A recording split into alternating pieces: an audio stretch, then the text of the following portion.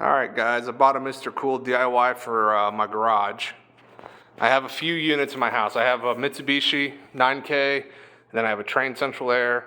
I bought the Mitsubishi from a contractor and he installed it in town. It cost about $5,000. And then I thought, well, for my garage, since it is a garage, I'm gonna buy one myself and try it. And this one was like $2,100. Just for the unit, like the kit for the unit, and then the outdoor unit. So they give you everything that you need to mount this, and the outdoor unit, they give you that. They don't give you what you need to mount it, but I can show you what it looks like on the outside here in a second. You also need to know that you need to get electricity there. So all these videos online that say you can do this in 3 hours, they're kind of bullshitting you a little bit, because it took me a day just to get electrical from there to there, basically from right there to right there on the outside. Took me about a day. I wouldn't say a full day. It took me like 6 hours, but it was just a pain. There's a lot of like drilling that you got to do, and and then you got to buy everything too. So they don't, in the videos that you watch online, they're like, oh, you can do this in 3 hours. It's like, no, you can't, because it's like, there's too much prep, if you know what I mean. You have to go to Home Depot. You have to buy the conduit. You have to buy the breaker. You have to buy the wire, to run there. That they always conveniently leave that out in all the videos I've ever seen. So this is a 20 amp breaker, double pole, 240. It runs to about right here, and I put it on a disconnect. I ran 10.3. You don't need to run 10.3, but that's what I had. So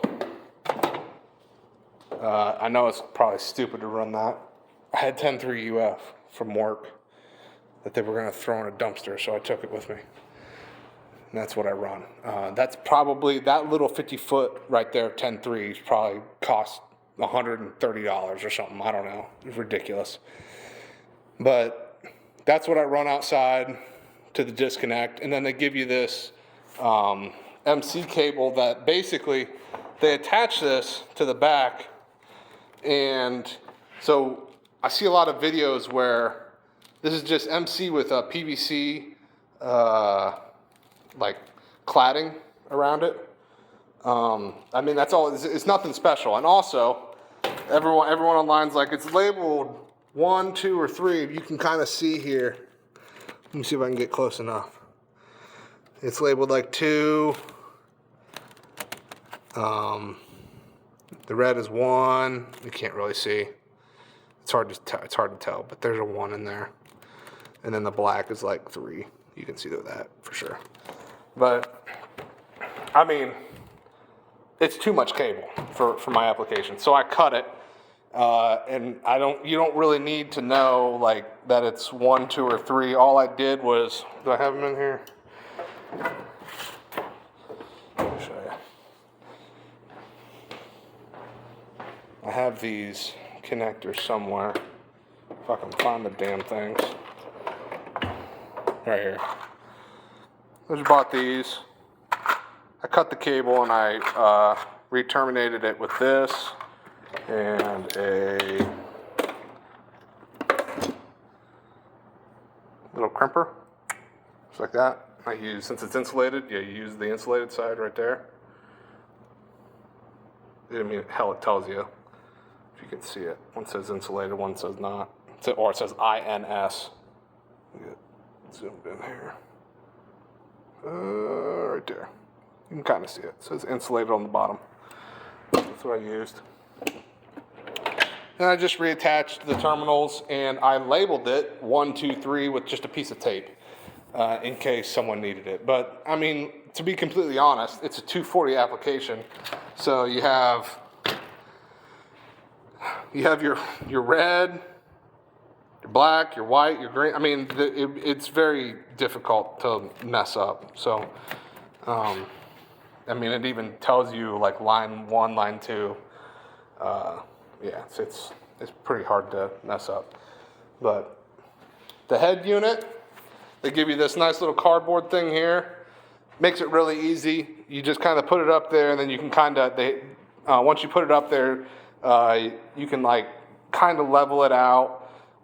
I use little pieces of electric tape. It worked just fine. It's perfectly level. I put it in there, then I put like a level on top of the cardboard, and I kind of got it where I wanted it. And basically what you want to do with this is you want to like poke holes kind of where you think you're going to need to drill for the studs. And I think they say you need 4, maybe 6. I can't remember. But I put in more. I think I put in like 8 screws into studs. And then the main thing is this. That hole. It's 3.5 inch. A lot of the videos online say, I'm using this Mr. Cool 3-inch, 3.5 inch, blah, blah, blah that they gave me. Well, it's not free. So I went to Lowe's and just bought, I'm sorry, no, this is Milwaukee. I went to Home Depot and got this. This is a hole dozer, 3.5 inch. And then I also bought a Cobalt from Lowe's for the exterior unit, exterior electric run. I can show you that in a second.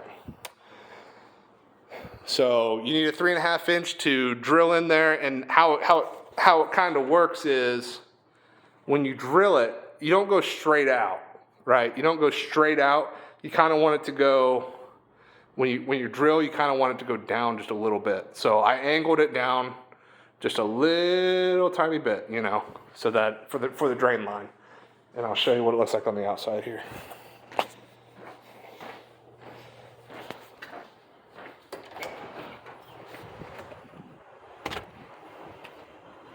All right, this is how big the unit is.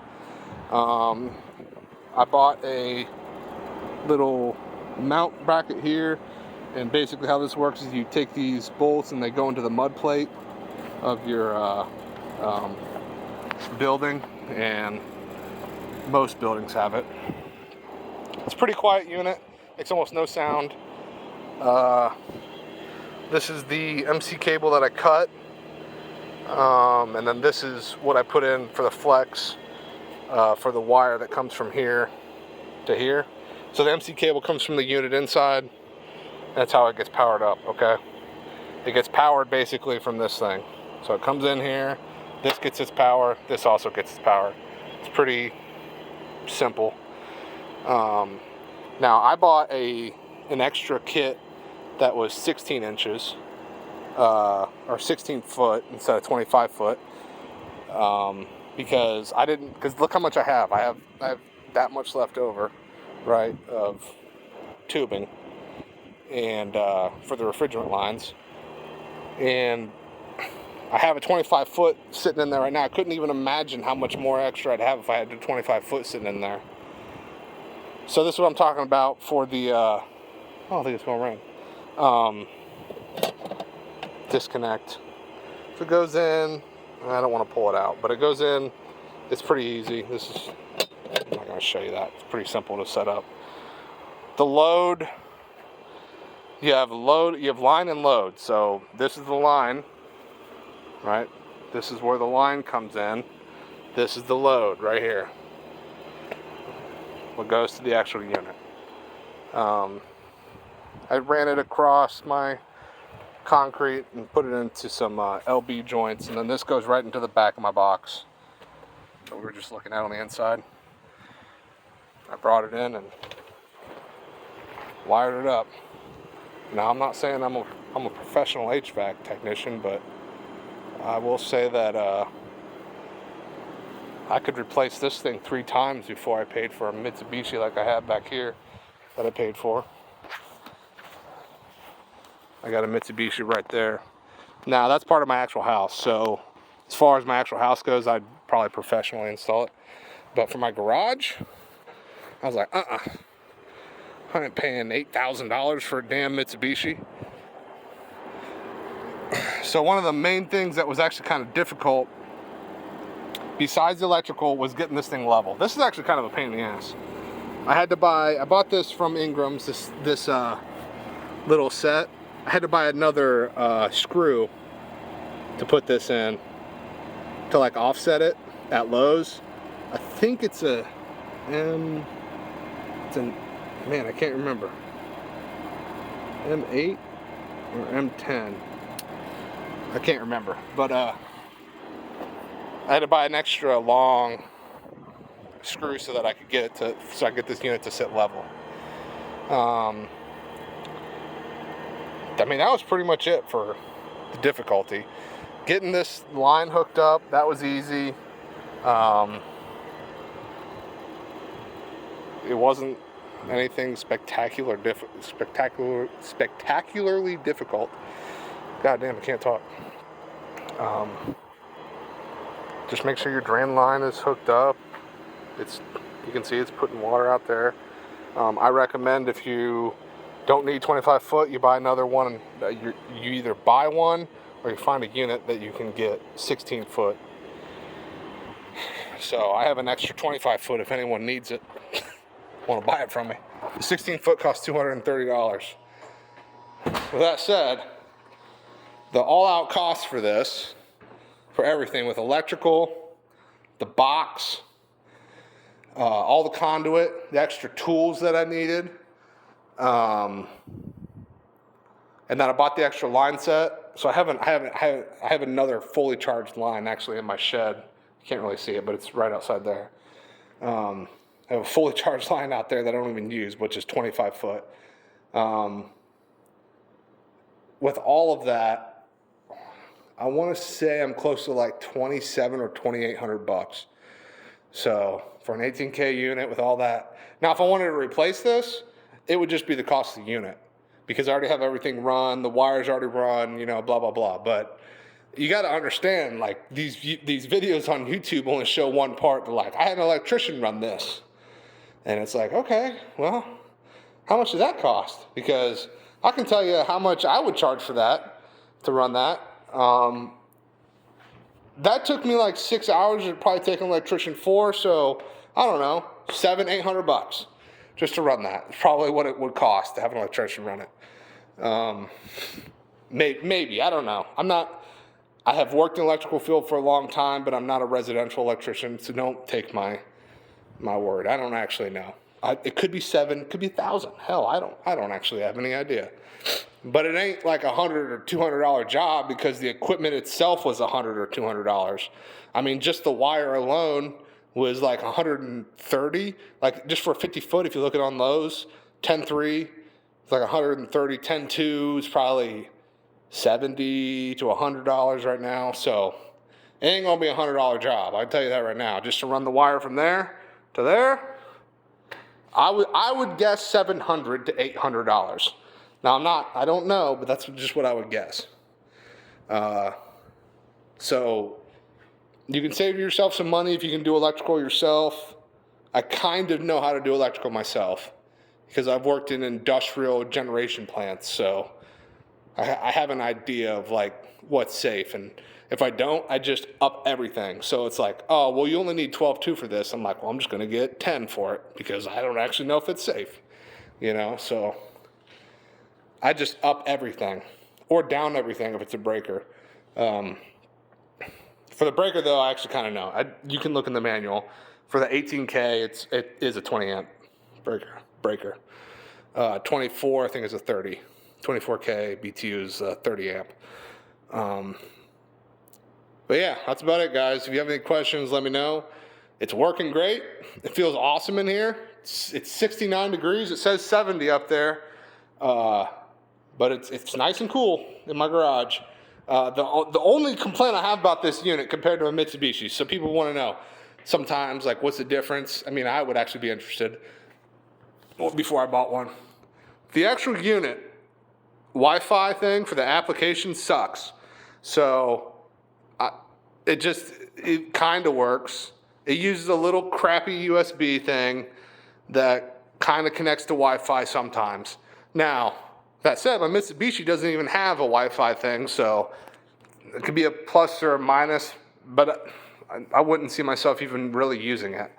Another thing that's a little bit different is the drain pan on these is kind of like on a Mitsubishi. When you open it up, when you open the panel up, you can kind of see the drain pan right there. So you have access to like put your finger in it and see if there's like an excess of water. This is not like that. You have to like lift it up, take the filters out, and then you can get your fingers in there. But I mean, that's not really that big of a deal. For me, I mean, it's been running for a few weeks. It's been cooling just fine. So we'll see. I'll do like a 2 year or another, in like a year maybe I'll do another review to see if it's broken. So I'll let you guys know. Right now it's fine. This is the 4th Gen E-Star 22 something SEER or whatchamacallit. Mr. Cool 18K BTU. Bought from Ingram's for like $21.57 or $6. I don't know. And plus all the other crap you need to buy. So thank you for watching, guys. If you have any questions, ask. Bye.